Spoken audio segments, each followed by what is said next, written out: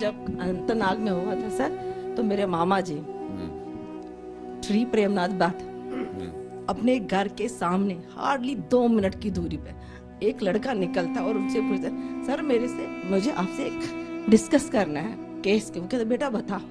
वहां से अंदर से फेरन से गोली निकाल के यहाँ मारी, वो खून साफ नहीं करने दिया। वो कौन से पड़ोसी, वो कौन से इंसान, वो इंसान है। उनकी आत्मा तो पहले ही मर चुकी थी। उनकी 10वीं पे 11वीं 12वीं पे हमें मिलने नहीं दिया, जाने नहीं दे, गैदरिंग नहीं करने दी। उनकी बहुत सारी चीज बस वो कौन से पड़ोस, वो कौन से इंसान, वो इंसान है। उनकी आत्मा तो पहले ही मर चुकी। उनकी 10वीं पे 11वीं 12वीं पे हमें मिलने नहीं दिया, जाने नहीं दे, गैदरिंग नहीं करनी। उनकी बहुत सारी चीज बस मुश्किल से क्रिमिनेशन हुआ। क्या करे, क्या बताए हम। आज कहते तुम लोग क्यों भगाया गया। मस्जिदों में जब वो अनाउंस करते थे, लड़कियां गिन के रखी थी, वो लड़की मेरी, वो मकान मेरा, वो औरत मेरी, आदमी को मार डालेंगे हम कैसे। हमारे माँ बाप हमें कैसे छोड़। मैं अपने 2nd क्लास में मेरा भाई पढ़ता है, मैं उसको ट्रक में पड़ोसियों की ट्रक में आई हूँ।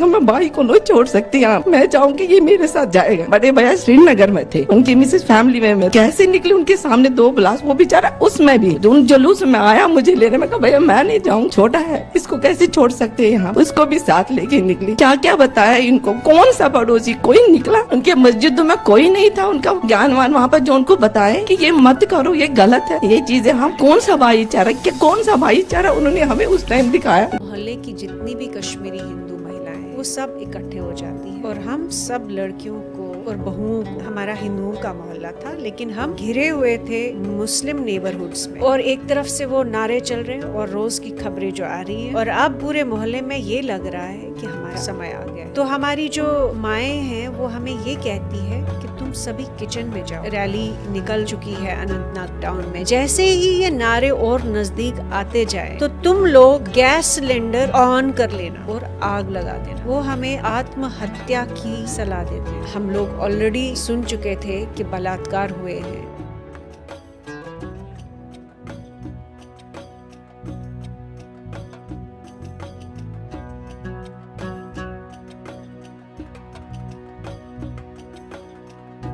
कश्मीर में तमाम लोग हैं, पैसा रुपया सोना चांदी सब ईरान भेज रहे हैं, दान कर रहे हैं। हाँ तो वो तो ठीक है ना।